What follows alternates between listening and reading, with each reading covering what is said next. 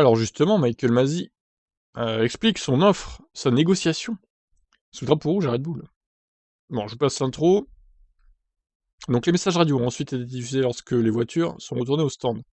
Masi discutant de la position de départ de Verstappen pour le prochain redémarrage avec le directeur sportif de Red Bull, Jonathan Whitley.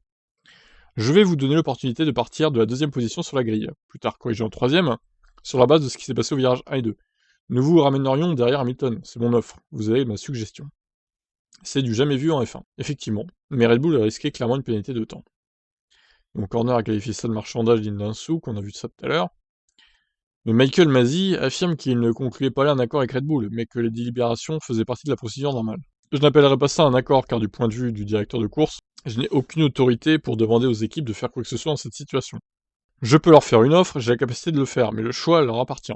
Les commissaires sportifs sont évidemment habilités à donner des pénalités, mais je peux leur donner mon point de vue.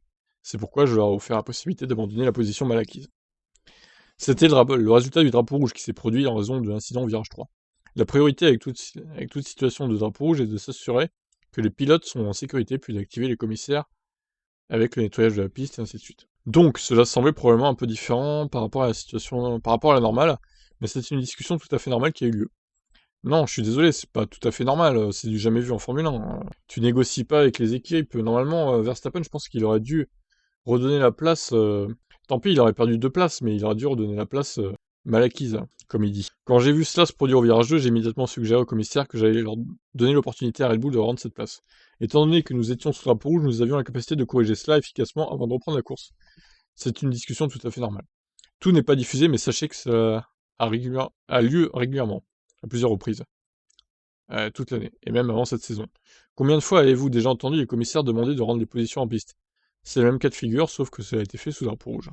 Oui, mais alors non, je suis pas trop d'accord là. Alors oui, c'est vrai qu'ils ont demandé, mais c'était un ordre, en fait.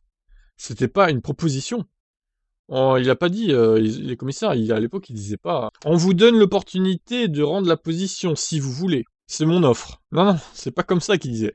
C'est: «Tu rends la position, sinon tu te fais pénaliser». En gros, c'était ça. Et c'était beaucoup mieux, du coup. Le patron de l'équipe Red Bull, Horner, a pris ça pour un chantage. Quand Max a pu prendre les devants au redémarrage, Ocon s'est placé derrière.